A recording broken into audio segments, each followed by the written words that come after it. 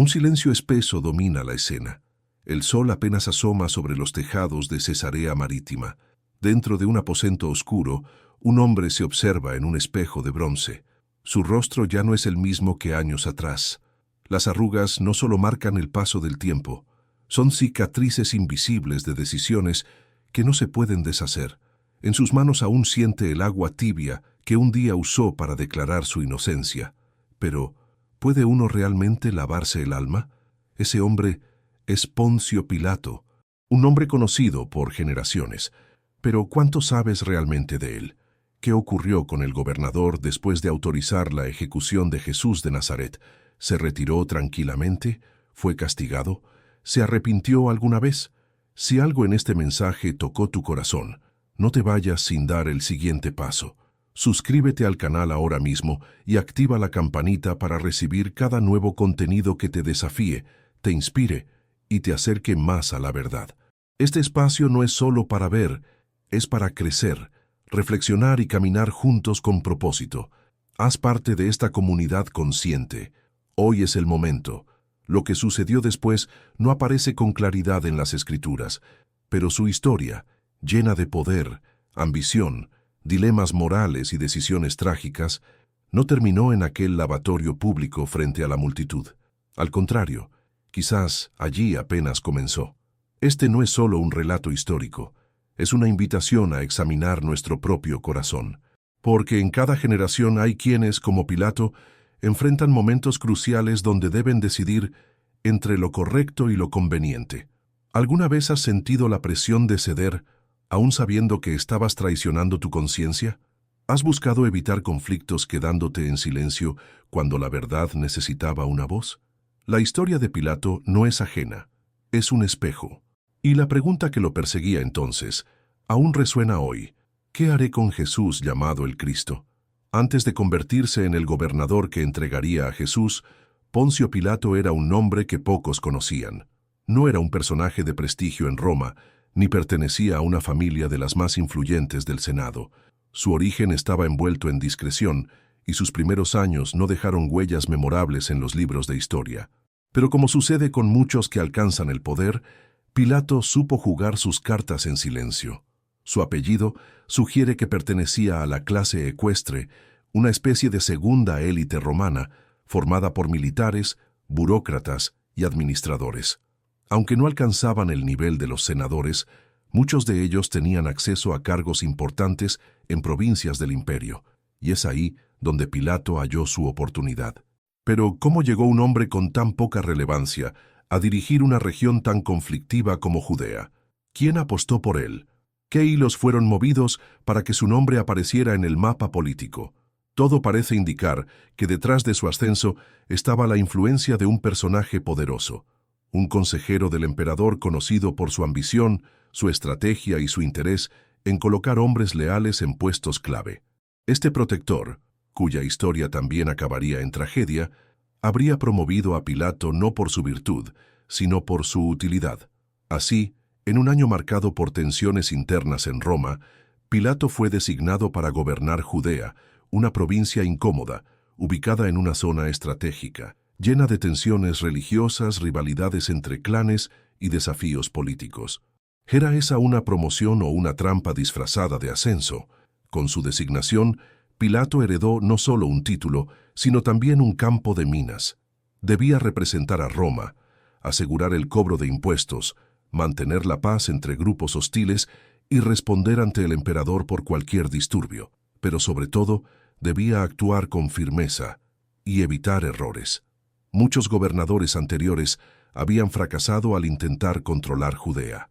Algunos fueron removidos en deshonra. Otros provocaron rebeliones sangrientas. Pilato, entonces, llegó con la presión de no repetir los mismos errores, aunque los suyos serían de otro tipo. Se estableció en Cesarea Marítima, una ciudad costera con influencia griega, lejos del bullicio religioso de Jerusalén. Desde allí gobernaba, pero cuando llegaban las grandes festividades judías, debía trasladarse con tropas a la capital para evitar cualquier intento de revuelta. No podía confiar demasiado en las autoridades locales. Los sumos sacerdotes tenían su propia agenda, y el pueblo, aunque silencioso, estaba siempre a punto de estallar.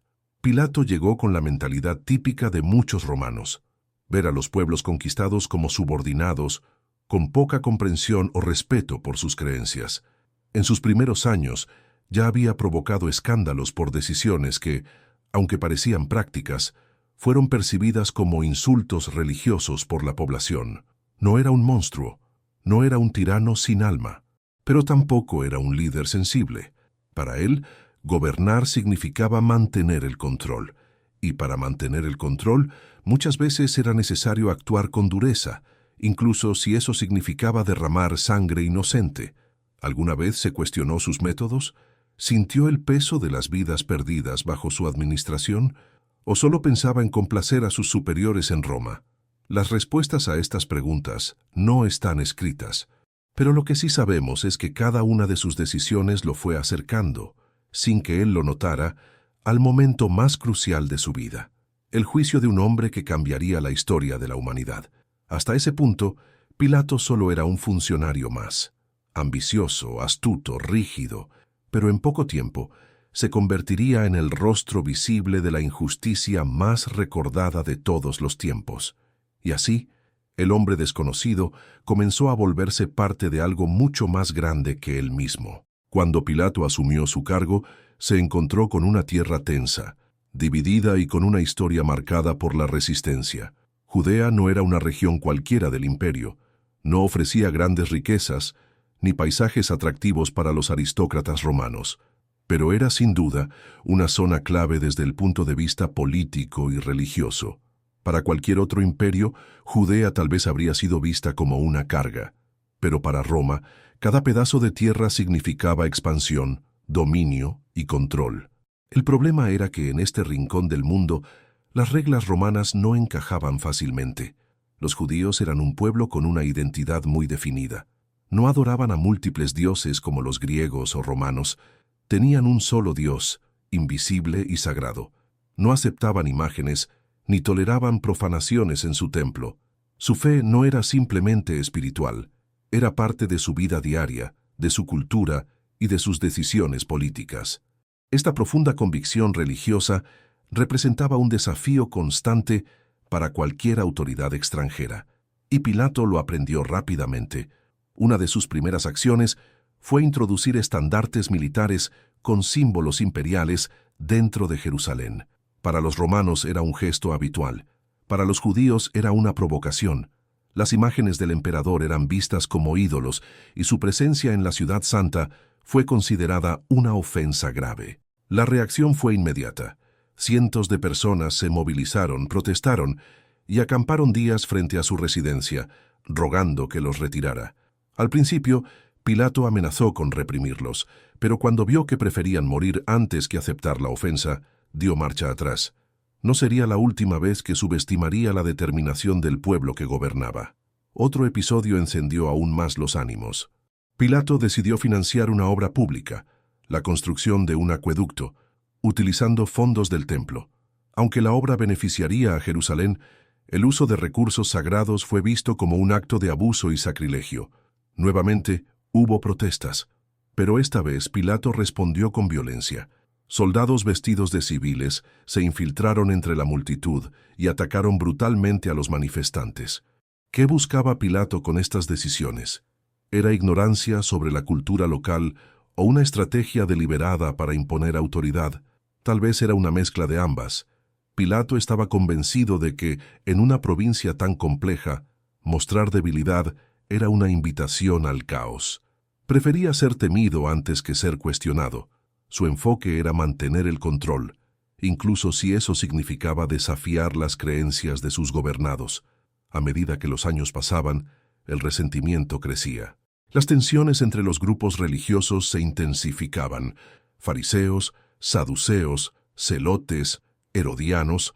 Cada facción tenía su agenda, sus disputas internas y sus visiones sobre cómo debía relacionarse el pueblo con Roma. En medio de este escenario fragmentado, un nuevo personaje comenzó a captar la atención de las multitudes. No era sacerdote, ni militar, ni político. Era un maestro que hablaba con autoridad, que sanaba enfermos, que desafiaba a los poderosos sin levantar una espada. Ese hombre era Jesús de Nazaret. Pilato, desde su oficina en Cesarea, quizás escuchaba rumores sobre este predicador. Tal vez no le dio importancia al principio. Después de todo, había visto surgir y caer muchos agitadores locales. Pero lo que hacía diferente a Jesús era que no buscaba el poder. Su influencia venía de sus palabras, de sus actos de compasión y del efecto que causaba en quienes lo escuchaban. A pesar de no liderar una rebelión, su presencia incomodaba a las autoridades religiosas, porque hablaba con una autoridad que ellos no podían explicar, porque tocaba temas que exponían sus hipocresías, porque conectaba con el pueblo de una forma que los líderes tradicionales ya no podían lograr. Y así, mientras Pilato intentaba mantener el equilibrio entre la obediencia a Roma y la paz en Judea, una tormenta se acercaba. Nadie lo había elegido para ser protagonista en una historia que marcaría a toda la humanidad, pero estaba a punto de enfrentar una situación para la cual ni su experiencia militar ni sus contactos políticos en Roma lo habían preparado. La tierra que intentaba dominar con fuerza bruta le presentaría una verdad que no se dejaba silenciar con amenazas. Y el gobernador, acostumbrado a tomar decisiones basadas en cálculos y conveniencias, tendría que enfrentarse a algo que escapaba a todo esquema humano: la conciencia. ¿Puede un hombre acostumbrado a decidir sobre la vida de otros reconocer cuándo está ante alguien que representa la vida misma? Judea era un campo de batalla silencioso, no siempre con espadas, pero sí con ideales. Y dentro de ese campo, Pilato no solo enfrentaría la complejidad política, enfrentaría el dilema más profundo de su alma. Era temprano, apenas comenzaba a iluminarse el horizonte sobre Jerusalén cuando el prefecto fue llamado con urgencia. Había un asunto delicado, uno que no podía ser resuelto por los líderes locales sin su autorización. El nombre del acusado no le decía nada al principio: Jesús de Nazaret, uno más entre tantos que habían sido llevados ante él por alterar el orden. Pero esta vez había algo diferente en el ambiente. Los representantes religiosos, que normalmente actuaban con recelo hacia la autoridad romana, se presentaron con extraña urgencia. Querían que el gobernador confirmara una sentencia sin mayor investigación. Decían que el hombre era peligroso, que agitaba a las masas, que desafiaba la ley y se proclamaba rey. Pilato, aunque no simpatizaba con sus costumbres, sabía que algo no encajaba. Salió a recibirlos fuera del pretorio. Ellos, por motivos de pureza ritual, se negaban a ingresar al lugar donde residía la autoridad extranjera. Era una contradicción notable. Se preocupaban por no contaminarse ceremonialmente mientras pedían la ejecución de un hombre sin juicio justo. ¿Cuál es la acusación contra este sujeto?, preguntó con tono cansado. La respuesta fue ambigua: si no fuera malhechor, no te lo entregaríamos.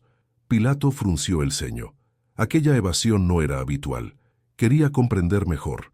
Ordenó entonces que trajeran al acusado para interrogarlo personalmente. Cuando Jesús fue presentado ante él, no encontró en su rostro miedo ni rebeldía. Había firmeza, había serenidad, como si no fuera él quien estuviera siendo juzgado, sino el mundo. ¿Eres tú el rey de los judíos?, inquirió Pilato, intentando llegar al fondo de la cuestión. Jesús respondió con calma: mi reino no es de este mundo. El gobernador lo observó detenidamente. Aquella frase no sonaba a amenaza militar ni a conspiración, más bien parecía la declaración de alguien cuya autoridad provenía de un lugar que él no comprendía. Entonces, ¿eres rey? Tú lo dices. Para eso he venido al mundo, para dar testimonio de la verdad. Pilato, desconcertado, murmuró casi para sí: ¿qué es la verdad? No esperó respuesta. Salió nuevamente para hablar con los acusadores. No hallo culpa en este hombre, declaró. Los líderes religiosos insistieron: está pervirtiendo al pueblo con sus enseñanzas desde Galilea hasta aquí. En ese momento, Pilato encontró una posible salida. Si el hombre era galileo, entonces caía bajo la jurisdicción de Herodes Antipas, quien casualmente estaba en Jerusalén por las festividades. Lo envió allí esperando quitarse el problema de encima.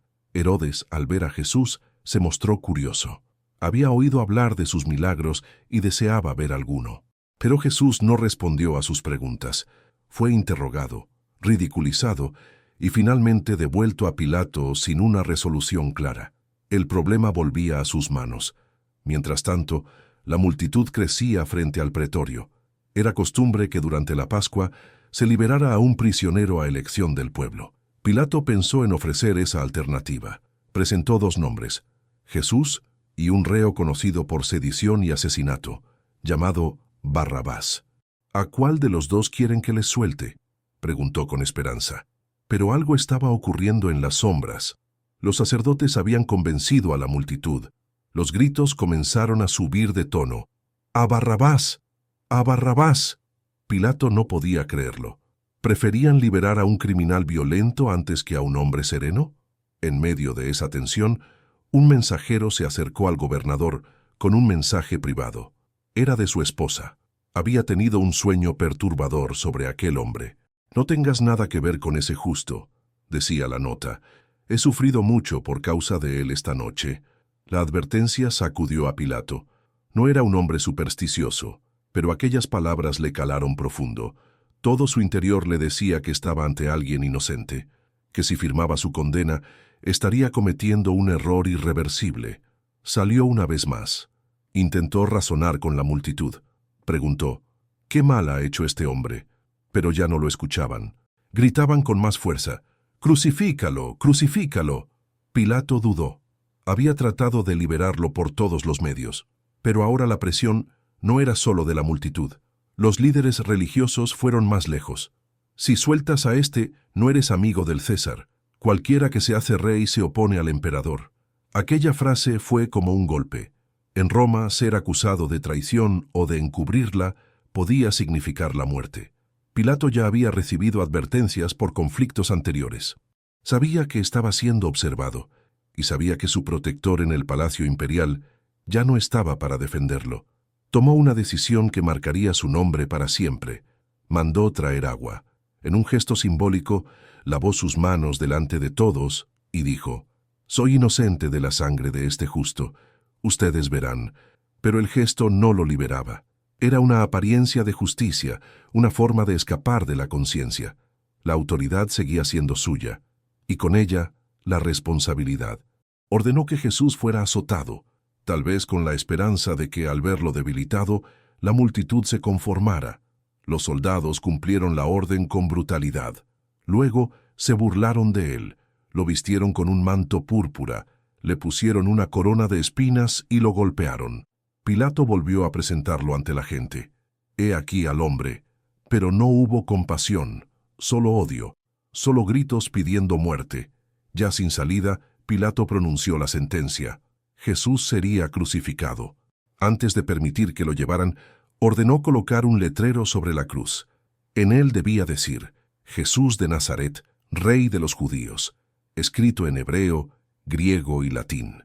Los sacerdotes protestaron. Querían que se aclarara que él solo decía ser rey. Pero Pilato respondió con firmeza, «Lo que he escrito, escrito está». Quizás en ese último detalle quiso dejar un registro, no de rebelión, sino de verdad, un eco de la conversación que había tenido con el acusado. No sabemos si en ese momento comprendió la magnitud de lo que había hecho. No sabemos si se dio cuenta de que acababa de condenar a un inocente con sus propias manos. Pero sí sabemos que esa decisión lo seguiría para siempre, no por los libros romanos, no por los documentos oficiales, sino porque había quedado grabada en la historia sagrada, y con ella su nombre. Pilato no fue olvidado, tampoco fue aclamado. Su figura quedó suspendida en un dilema eterno, el del hombre que, teniendo el poder de hacer lo correcto, eligió lo más cómodo. Después del veredicto que selló el destino del Nazareno, los evangelios se vuelven discretos respecto al destino del gobernador romano. No hay más escenas donde se mencione a Pilato dialogando, decidiendo o reaccionando. Es como si, tras aquel momento crucial, la historia lo hubiera dejado atrás. Un hombre que estuvo en el centro de los acontecimientos más significativos y luego desaparece del relato sagrado. No se nos dice cómo reaccionó cuando escuchó que el cielo se oscureció a pleno mediodía. Tampoco sabemos qué pensó al enterarse de que el velo del templo se rasgó sin intervención humana, o que la tierra tembló justo después de la muerte de Jesús. Se registran testimonios de soldados, de discípulos ocultos, de mujeres valientes, pero nada sobre lo que cruzó la mente de aquel que autorizó la ejecución. ¿Recibió informes detallados de lo sucedido en el Gólgota? Fue informado del reconocimiento del centurión, que declaró que aquel hombre era verdaderamente hijo de Dios. Se estremeció al saber que muchos sepulcros se abrieron y que algunos muertos fueron vistos por la ciudad. No lo sabemos. Tampoco se registra palabra alguna suya cuando José de Arimatea fue a pedir el cuerpo para sepultarlo.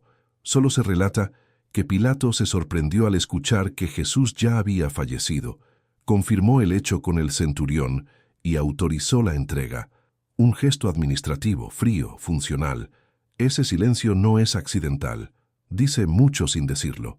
El autor bíblico, al omitir la continuación del personaje, parece dejar claro que el enfoque ya no está en el poder político ni en los imperios humanos. El centro de la historia se ha trasladado. La figura principal ahora es el resucitado, y los gobernantes de este mundo quedan reducidos a notas secundarias, sombras en el fondo de un escenario mucho más trascendente. Pero el silencio no borra la inquietud. ¿Qué hizo Pilato esa noche? Dormiría tranquilo sabiendo que había condenado a alguien que él mismo declaró inocente. Le afectó el mensaje que recibió de su esposa. Recordó el rostro tranquilo del acusado, la firmeza en su mirada, las palabras sobre un reino que no era de este mundo. Quizás trató de convencerse de que había hecho lo correcto para mantener el orden. Tal vez justificó su decisión pensando que había evitado una revuelta, o simplemente eligió no pensar en ello, ignorar, enterrar el remordimiento bajo el peso de nuevos asuntos administrativos. Sin embargo, hay culpas que no se disuelven con el tiempo. Aunque los documentos oficiales continuaron su curso y los días posteriores siguieron como si nada hubiera ocurrido, algo debió cambiar dentro de él, porque incluso cuando no hay consecuencias externas inmediatas, las decisiones morales dejan marcas internas, y esas huellas pueden ser más pesadas que cualquier condena pública.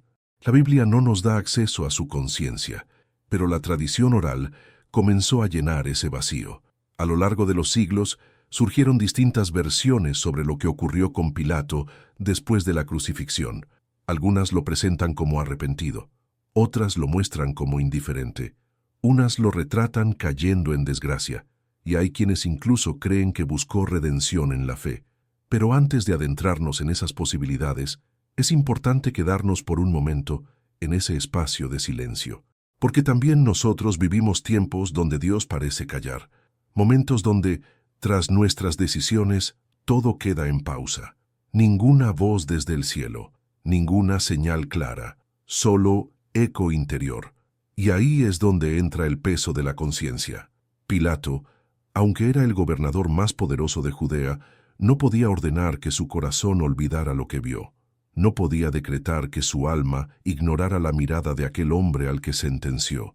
El poder no lo protegía del juicio interno, ni el rango lo libraba de enfrentar su humanidad. A veces, las consecuencias más duras no vienen del exterior, sino de lo que sentimos cuando nadie más nos observa.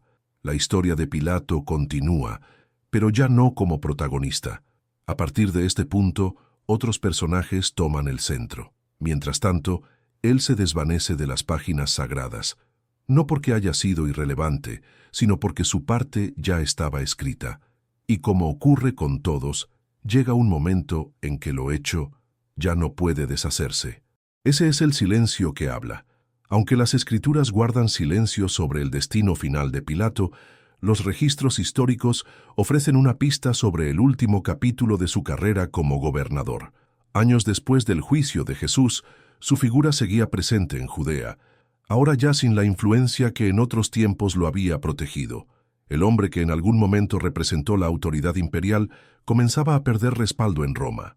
El evento que precipitó su caída ocurrió lejos de Jerusalén, en una región al norte, habitada por los samaritanos. Este grupo, aunque emparentado con los judíos, tenía su propia tradición religiosa y no era bien visto por muchos sectores del pueblo hebreo. Sin embargo, no eran conocidos por ser violentos o revoltosos. En una ocasión, un líder samaritano convocó a sus seguidores para subir al monte que consideraban sagrado. Les prometió que allí encontrarían objetos antiguos, supuestamente dejados por Moisés. Lo que pretendía ser una reunión espiritual fue interpretado por Pilato como una amenaza de insurrección. Sin esperar confirmaciones, envió tropas armadas para dispersar la concentración.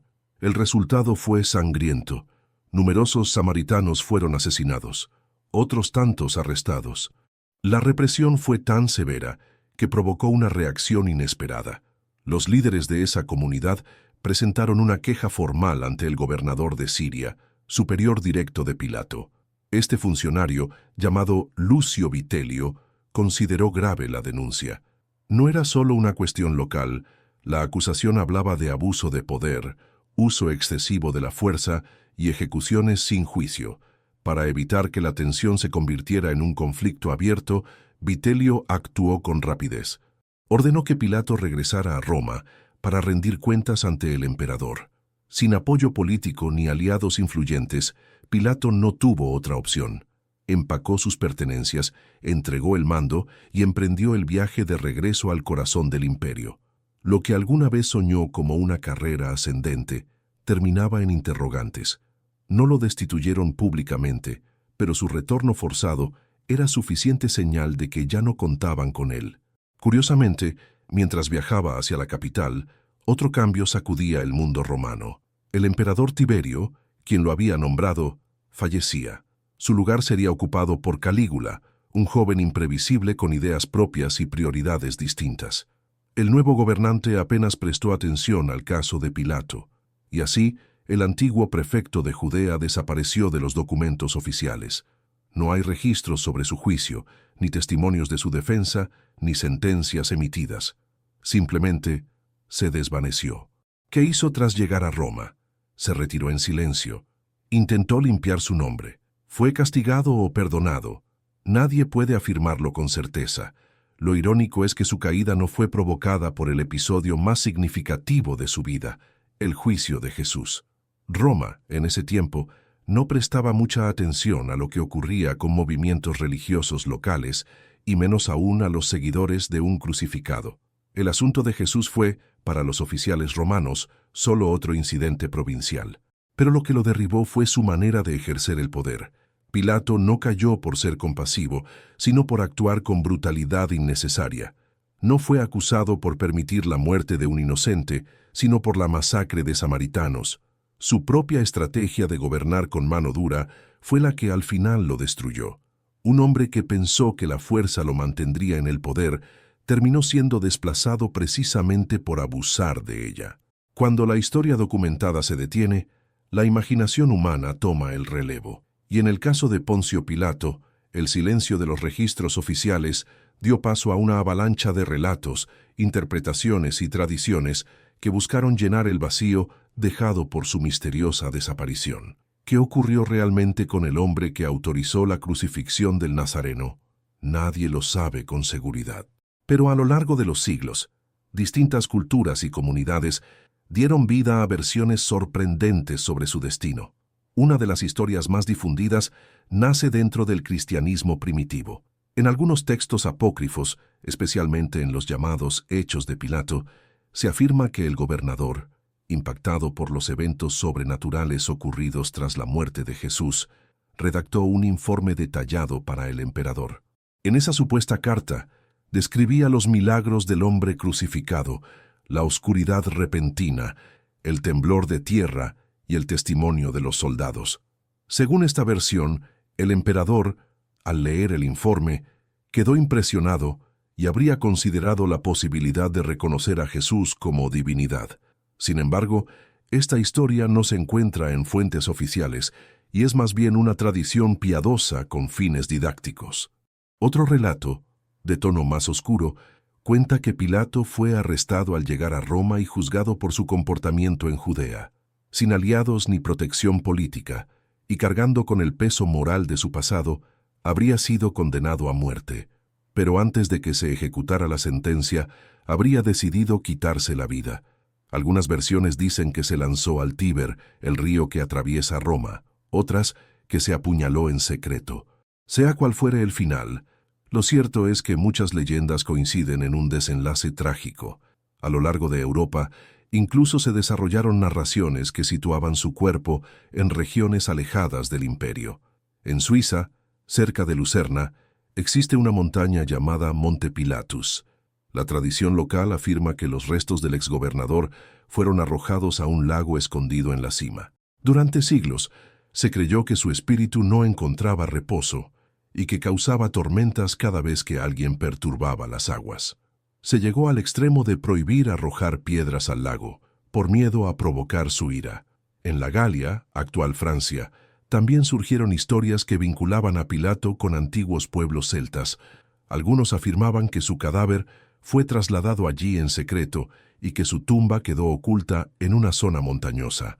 En Escocia, hay leyendas que aseguran que vivió en el exilio bajo otra identidad, hasta que fue descubierto y ejecutado. Por otro lado, algunas tradiciones orientales le dan un giro completamente distinto a su destino. En la Iglesia Ortodoxa etíope, por ejemplo, se cree que Pilato, tras su caída, se arrepintió profundamente y abrazó la fe cristiana. Incluso se le celebra como mártir junto con su esposa, Claudia Prócula, quien también tiene un lugar destacado en estas narraciones. Para esta tradición, el gobernador no fue un villano, sino un hombre atrapado en circunstancias que lo superaban y cuya conciencia finalmente lo condujo a buscar redención. En otros textos, Claudia es presentada como una mujer temerosa de Dios, que ya simpatizaba con la fe judía antes de conocer a Jesús. Su advertencia a Pilato durante el juicio habría sido fruto de una visión divina. Estas leyendas destacan su sensibilidad espiritual, al punto de ser venerada como santa en algunas tradiciones del cristianismo oriental. Lo curioso es que, dependiendo del lugar y de la corriente religiosa, Pilato puede ser visto de formas muy diferentes. Para algunos, es el símbolo del poder que, por cobardía, traiciona la justicia. Para otros, es una figura trágica, víctima de las presiones políticas de su tiempo. Y en ciertas culturas, llega a ser considerado un penitente que encontró perdón. Esta variedad de relatos nos dice más sobre quienes los crearon que sobre el propio Pilato. Cada sociedad, al contemplar su figura, proyectó en él sus propias preguntas. ¿Puede un hombre ser perdonado después de cometer un acto tan grave? ¿Hasta qué punto las circunstancias excusan las decisiones? La conciencia humana es capaz de transformarse, incluso tras haber causado una injusticia irreparable. Más allá de los detalles fantasiosos o simbólicos, estas leyendas muestran que la figura de Pilato nunca dejó de provocar debate. Su rostro, aunque difuso en los archivos históricos, quedó grabado en la memoria colectiva, no por sus obras de gobierno, ni por conquistas militares, sino por aquel día en que lavó sus manos, creyendo que con agua podría limpiar su responsabilidad. Así, siglos después, su nombre sigue vivo, tal vez no por lo que hizo como funcionario del imperio, sino por el peso de una decisión que el mundo jamás olvidó. La figura de Poncio Pilato, más allá de su rol histórico, se ha convertido en un símbolo cargado de significados espirituales y morales. Su nombre, mencionado en los credos cristianos, no aparece como el de un emperador, un profeta ni un mártir, sino como el de un funcionario que, teniendo el poder de actuar con justicia, optó por ceder ante la presión. Y es precisamente esa contradicción la que ha hecho de su historia un espejo para generaciones enteras. En la conversación que mantuvo con Jesús, se pronunció una de las frases más enigmáticas del Evangelio. ¿Qué es la verdad? Pilato, enfrentado a una situación compleja, pronunció esas palabras no buscando una respuesta profunda, sino como una forma de escapar. No esperó explicación. No abrió su corazón. Prefirió ignorar. Aquí encontramos la primera enseñanza teológica. La verdad no siempre es rechazada con violencia. A veces es ignorada con indiferencia. Pilato representa al ser humano moderno que, ante las grandes preguntas de la existencia, responde con cinismo o desinterés. Su actitud refleja la de aquellos que, al encontrarse con la verdad encarnada, eligen no involucrarse.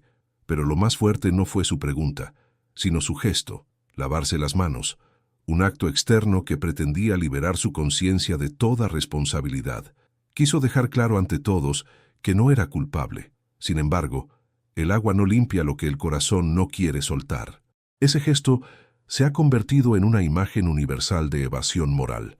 Cada vez que alguien evita asumir consecuencias, que se deslinda de una injusticia alegando neutralidad o pasividad, vuelve a repetir simbólicamente el acto de Pilato. Mientras tanto, en contraste, recordamos otro acto con agua dentro de la misma historia. Jesús lavando los pies de sus discípulos, una acción humilde, cargada de significado, donde el agua se usa no para escapar, sino para servir. Dos gestos opuestos. Dos formas de enfrentar la verdad. Uno intentando desentenderse, el otro entregándose por completo. Pilato, al ceder a las exigencias del pueblo y condenar a un inocente, se convierte en símbolo del poder político que traiciona la justicia por conveniencia. Su historia resuena especialmente en tiempos donde las decisiones públicas muchas veces se rigen más por el cálculo que por la conciencia. En su figura se reflejan aquellos que saben lo correcto, pero no se atreven a actuar por miedo a perder privilegios o posición. Y es que el mayor problema de Pilato no fue la ignorancia. Él sabía que Jesús no era culpable. Lo dijo abiertamente, lo repitió varias veces. Incluso buscó liberar al prisionero a través de estrategias diplomáticas. Pero cuando la presión creció, eligió protegerse antes que proteger la verdad. En este punto, la reflexión teológica se profundiza. Conocer lo justo no es suficiente. Hacerlo implica coraje. Discernir el bien no tiene valor si no se transforma en acción. Pilato representa la separación entre conocimiento y práctica, entre convicción y conducta. También aparece la tensión entre el reino humano y el reino de Dios. Jesús no negó ser rey, pero aclaró que su autoridad no venía de estructuras políticas ni de ejércitos. Era una realeza distinta, basada en la verdad, el servicio y la entrega. Pilato, acostumbrado al lenguaje del poder imperial, no pudo comprender esa dimensión. Vio en Jesús una amenaza o una rareza, pero no supo reconocer el propósito eterno que estaba delante de él. Este choque de mundos, el terrenal y el celestial, sigue ocurriendo hasta hoy.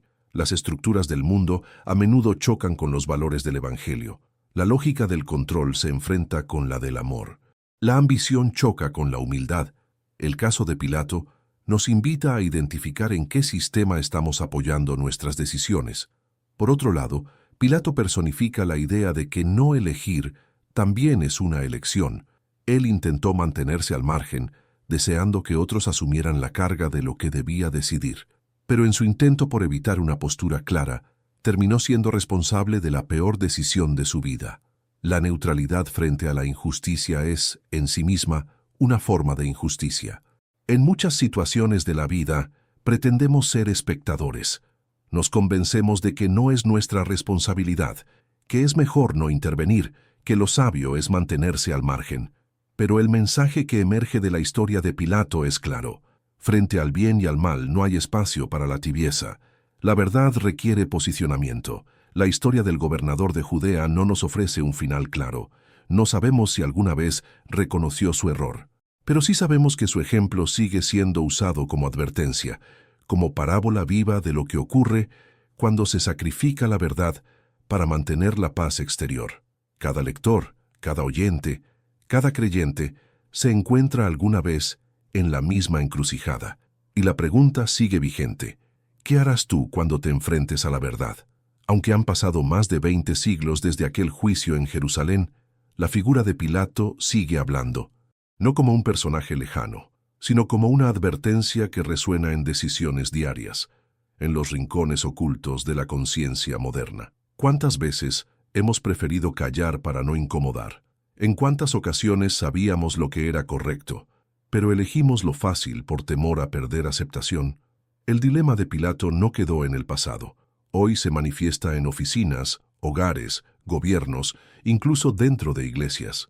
Vivimos en una era donde la presión social puede silenciar la verdad, donde el miedo al juicio ajeno nos empuja a renunciar a principios firmes. Así como Pilato enfrentó la disyuntiva entre lo justo y lo conveniente, nosotros también somos desafiados a decidir si vamos a mantenernos firmes o a ceder por comodidad. La neutralidad ya no es una opción. Las decisiones que evitamos tomar también hablan de nosotros. No actuar es muchas veces una forma de colaboración con aquello que decimos rechazar. Este mensaje no es para acusar, sino para despertar. Hay caminos que solo se recorren con valor, y hay momentos donde quedarse al margen es igual a rendirse.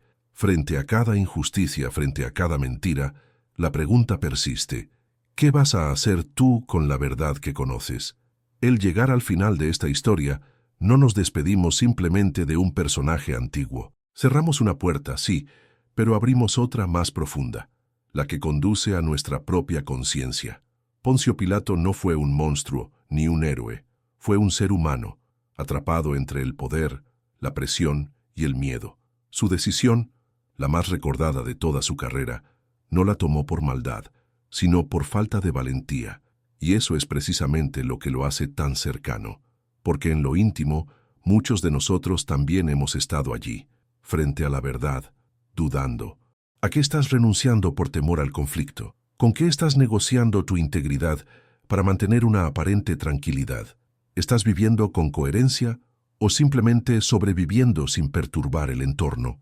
No necesitas estar en un palacio, ni tener una túnica romana para enfrentar lo que Pilato enfrentó. Cada día, cada conversación, cada decisión se convierte en un pequeño juicio donde la verdad espera respuesta. Hay momentos que definen una vida, no por su duración, sino por el peso de lo que representan. Un solo instante puede separar el silencio de la firmeza. Una sola elección puede dejar huellas eternas.